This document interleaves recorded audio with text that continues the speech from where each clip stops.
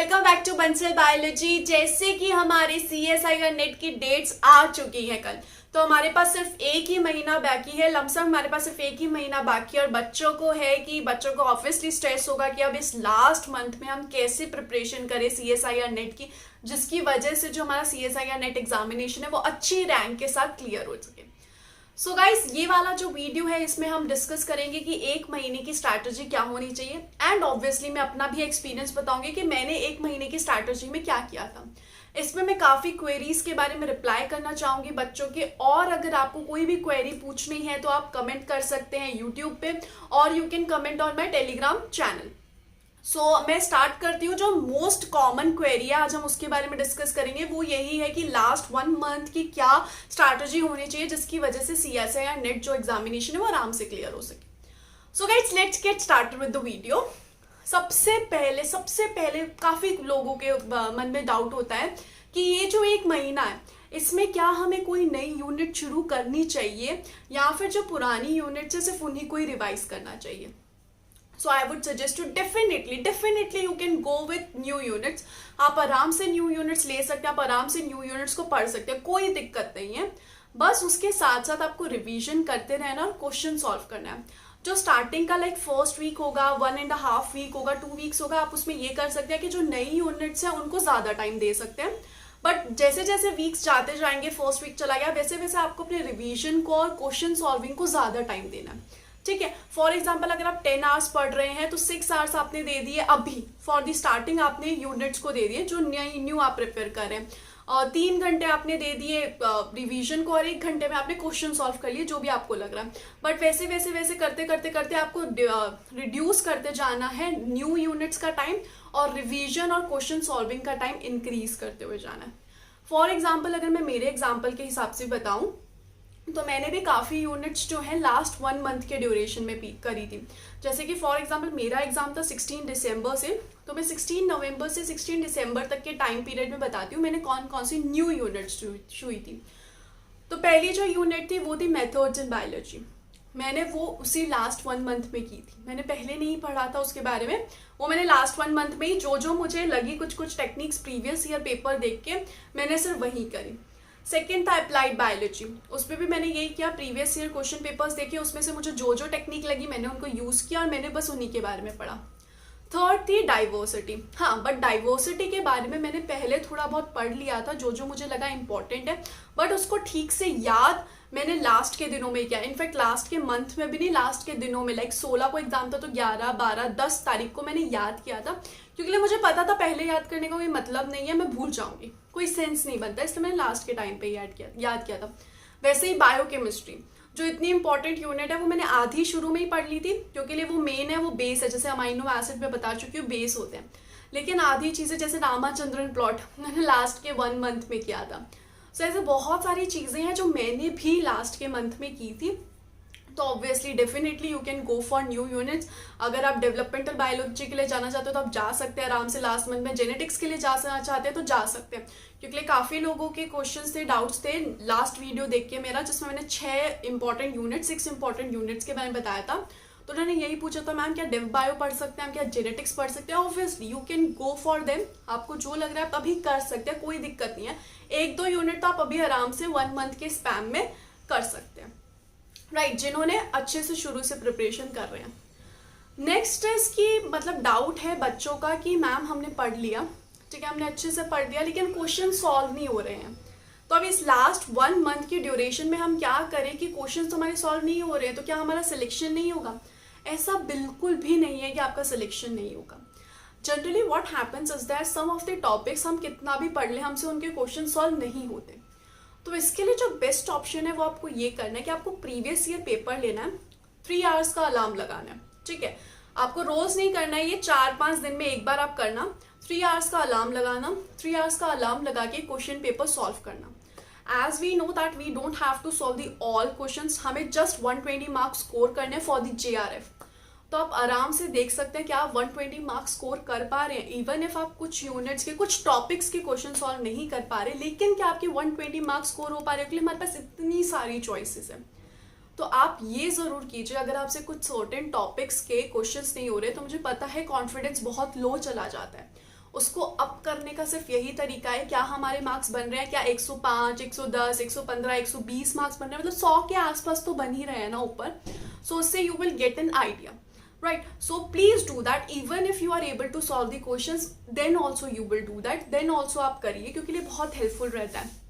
And obviously मैंने अपने एक प्रीवियस वीडियो में आपको बता चुकी हूँ कि कोई भी एक पेपर ऐसा रखिए प्रीवियस ईयर जिसको आप लास्ट टाइम के लिए रखिए. लाइक अगर एग्जाम 19 को हुआ तो 12, 13, 14 ऐसी तारीख के लिए रखिए जिसको आप तब सॉल्व करके देखें, और उसमें आप देखिए कि आपके मार्क्स बन रहे हैं ना, आपकी प्रिपरेशन अच्छे हो गई है ना. अगर आपको कुछ कमी लग रही है तो आप उस हिसाब से एडजस्ट कर पाएंगे अपनी कमियों को, उस हिसाब से आप पढ़ाई को एडजस्ट कर सकते हैं. सो लास्ट के लिए एक पेपर रखिए जिसको आप बिल्कुल मत देखिए, जिसके आप क्वेश्चन सॉल्व मत कीजिए, बस उसको लास्ट में ही खोल के देखना, समझना बस यही मेरा CSIR नेट का पेपर है, इसमें मुझे 120 मार्क्स स्कोर करने हैं, राइट. अब आती है रिवीजन की बात कि हमें रिवीजन करनी कैसे. क्योंकि ले देखो, अभी तक जो आपने पढ़ लिया वो एक बात थी. अब जो आप अपने लास्ट मंथ में करोगे वो इम्पॉर्टेंट है, वो आपका सिलेक्शन डिसाइड करेगी या वो आपको लिस्ट से बाहर निकालेगी. आपने लास्ट 5-6 महीने में, आपने लास्ट 1 साल में जो भी किया था वो सब एक तरफ है, और अब ये जो 1 महीने में आप करने वाले हो वो एक तरफ है. ये 1 महीना सिलेक्शन दिलाएगा या फिर सिलेक्शन नहीं दिलाएगा. तो इस 1 महीने में ज़रूरी ये है कि रिवीजन, क्योंकि लिए काफ़ी बच्चों का हुआ है कि पढ़ा था लेकिन आज याद नहीं आ रहा, कॉपी खोली याद आ गया, बुक खोली याद आ गया, लेकिन वैसे नहीं आ रहा था. क्वेश्चन क्यों नहीं हो रहा है ऐसा? रिवीजन की कमी.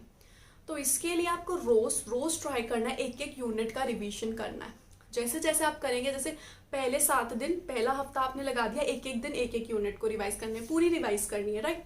फिर अगले हफ्ते में आपको ट्राई करना है कि 2 यूनिट हो जाए एक दिन में रिवीजन, फिर अगले दिन 3 यूनिट हो जाए, और फिर जो लास्ट हफ्ता आएगा उसमें आपको 4, 5 यूनिट एक दिन में निपटानी है.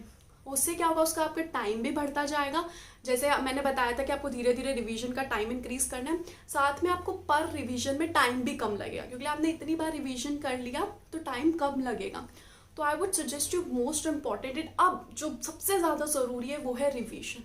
जितना ज़्यादा रिवीजन उतनी अच्छी रैंक, जितने ज़्यादा प्रीवियस ईयर क्वेश्चंस का सॉल्यूशन उतनी अच्छी रैंक. 2 ही चीज़ें जो अभी आपका रैंक और सिलेक्शन ला सकती हैं, वो है previous year questions paper and revision. मैंने भी जो लास्ट का 1 मंथ है previous year questions paper solve किए थे. काफ़ी बच्चों का है कि मॉक टेस्ट सॉल्व करें. Obviously you can go for mock test, मैंने भी दिए थे कुछ मॉक टेस्ट, लेकिन मैंने उनको इतना ज़्यादा सीरियसली नहीं लिया था, क्योंकि हो जाता है कि मॉक टेस्ट में मार्क्स कम आते हैं. तो हो जाता था कि मॉक टेस्ट में मेरे मार्क्स कम आ रहे थे, लेकिन मेरे CSIR नेट के प्रीवियस ईयर के जब मैं पेपर सॉल्व करी थी मेरे मार्क्स अच्छे आ रहे थे, 100, 110, 120 आ रहे थे, ठीक है. सो मेरे प्रीवियस ईयर में जब मेरे मार्क्स अच्छे आ रहे थे तो मैं सेटिस्फाइड थी कि हाँ चलो इसमें अच्छे आ रहे हैं ना, ठीक है.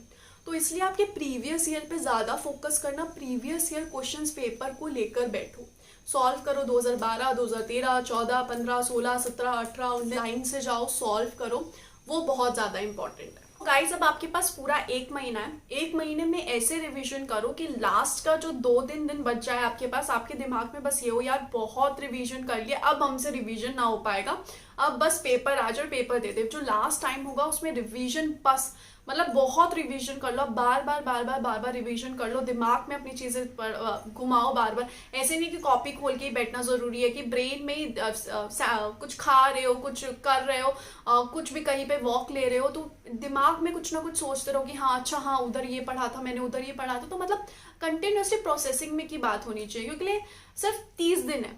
देखो 30 दिन में सिलेक्शन हो गया तो बस बात ही खत्म, फिर से पढ़ना ही नहीं है. और अगर 30 दिन में सिलेक्शन हुआ तो हो सकता है कि हमें फिर से एक बार पढ़ना पड़े, 6 महीने फिर से पढ़ेंगे. So doesn't make any sense. तो इससे अच्छा है कि अभी हम अच्छे से पढ़ लेते हैं, अच्छे से हमारा सिलेक्शन हो जाएगा. So that's a beautiful thing. So what I said is that रोज रिवीजन करो, हर एक यूनिट का बार बार आपका रिवीजन होना चाहिए. इतना हो जाना चाहिए कि आपका हर रिवीजन का टाइम रिड्यूस होता जाए. अगर आपको पहले दिन 1 घंटा लग रहा है तो फिर 45 मिनट्स, 30 मिनट्स, 25 मिनट्स तक आप उसको लेकर आओ और उसको बार बार रिवाइज करो. Second thing, previous year questions जितना ज़्यादा हो सके उतना ज़्यादा सॉल्व करो. Specially previous year question papers को 3 आवर के अलार्म लगा के सॉल्व करो, क्योंकि उसी से ही आपको फाइनल आइडिया आएगा, क्योंकि आपको फाइनली 3 आवर बैठ के पेपर देना है. तो इसलिए 3 आवर बैठ के अच्छे से पेपर देकर देखो, तभी आपको पता चलेगा कि आप कितना स्कोर कर पा रहे हैं, क्योंकि हो सकता है कोई यूनिट कोई टॉपिक का आपके क्वेश्चन सॉल्व नहीं हो रहे, doesn't matter, all matters is 120 marks आ रहे हैं ना। Third thing, definitely go for new units, कोई दिक्कत नहीं है। 2 हफ्ते पढ़ो, 2.5 हफ्ते, 3 हफ्ते तक जा सकते हो आप न्यू यूनिट्स पढ़ने के लिए। अगर काफ़ी बच्चों की काफ़ी यूनिट्स बची हुई है तो आप जा सकते हो 3 हफ्ते तक, बट लास्ट हफ्ते कोशिश करना कि पेपर सॉल्विंग और रिवीजन पे ज़्यादा ध्यान दो, तो उससे ज़्यादा अच्छे से हो पाएगा। सो टाइम मैनेजमेंट जो आपको करना है मैंने आपको बता दिया। शुरू के दिनों में आपको ज़्यादा टाइम न्यू यूनिट्स को देना है और बाद के टाइम पे आपको ज़्यादा टाइम रिवीजन को देना है, जिससे आपका रिवीजन स्ट्रॉन्ग हो। अब हमें रिवीजन स्ट्रॉन्ग करना है as compare to new units और एनी अदर थिंग। जितना पक्का रिवीजन उतने अच्छे मार्क्स, स्पेशली सी सेक्शन में एंड स्पेशली बी सेक्शन में। One more important, very important point is general aptitude. काफ़ी बच्चों का पॉइंट आया है कि हम जनरल एप्टीट्यूड के लिए क्या करें, क्योंकि लिए जनरल एप्टीट्यूड प्रिपेयर नहीं किया या फिर किया तो अच्छे से हुआ नहीं है। Best thing to do, paper उठाओ प्रीवियस ईयर, जनरल एप्टीट्यूड के क्वेश्चन सॉल्व करो। 10-12 मार्क्स आ रहे हैं, चिल हो जाओ, बिल्कुल टेंशन मत लो जनरल एप्टीट्यूड के लिए। और आई एम श्योर कि 10-12 मार्क्स आराम से आ सकते हैं जनरल एप्टीट्यूड में। अगर 10-12 मार्क्स नहीं आ रहे तो ऐसे टॉपिक्स लो जो बहुत ईजी हैं, जैसे कि पजल हो गया, सीरीज के क्वेश्चन हो गए, बहुत ईजी होते हैं। ऐसे क्वेश्चंस की प्रैक्टिस करो, इनकी ट्रिक्स देख लो, कुछ बुक्स में आपको ट्रिक्स मिल जाएगी, उनकी ट्रिक्स देख लो, ठीक है। ज़्यादा जनरल एप्टीट्यूड की टेंशन लेने की बिल्कुल ज़रूरत नहीं है, क्योंकि बी और सी सेक्शन आपका सिलेक्शन दिलाएगा। ए सेक्शन सिर्फ आपके मार्क्स को थोड़ा सा इंक्रीज कर सकता है। अगर आप बॉर्डर लाइन पे हो तो आपको सिलेक्शन दिला देगा, बट आपको पूरा क्लियरली सिर्फ आप सेक्शन ए पे डिपेंडेंट नहीं हो सकते। तो अगर आपको सेक्शन ए के अभी लास्ट मंथ में अगर आपको करना है तो आधा घंटा दे दो, रोज का दिन का आधा घंटा दो, प्रीवियस ईयर क्वेश्चन पेपर देखो, हाफ एन आवर में कितने सॉल्व हो पा रहे हैं सेक्शन ए के क्वेश्चंस। और जितने ज़्यादा हो पा रहे हैं, जितने ज़्यादा मार्क्स बन पा रहे हैं उतनी अच्छी बात है। कम मार्क्स बन रहे हैं तो पजल्स वगैरह के क्वेश्चंस की थोड़ी सी टिप्स एंड ट्रिक्स देख लेना, बट आई गेस आपसे आराम से सॉल्व हो जाएंगे, कोई टेंशन की बात नहीं है। सेक्शन ए की मेन होता है section B and section C, उसमें आपको रिवीजन की बहुत ज़्यादा ज़रूरत पड़ेगी। आखिरी दिन तक आपको रिवीजन करना है, आखिरी दिन तक 10 बजे 9 बजे तक आपको अच्छे से रिवीजन करना है। सो गाइज, आई होप कि ये वीडियो आपको हेल्पफुल रहेगा। आपका कोई भी क्वेरी हो आप कमेंट बिलो कर सकते हैं या फिर टेलीग्राम पे मैसेज कर सकते हैं। मैं अपने अपकमिंग वीडियो पे उनका शॉर्ट जवाब दूंगी, उनके बारे में आपको बता दूंगी। So guys, thank you so much for watching the video. Don't forget to subscribe my channel and share this video with all your friends. Thank you so much guys, bye bye.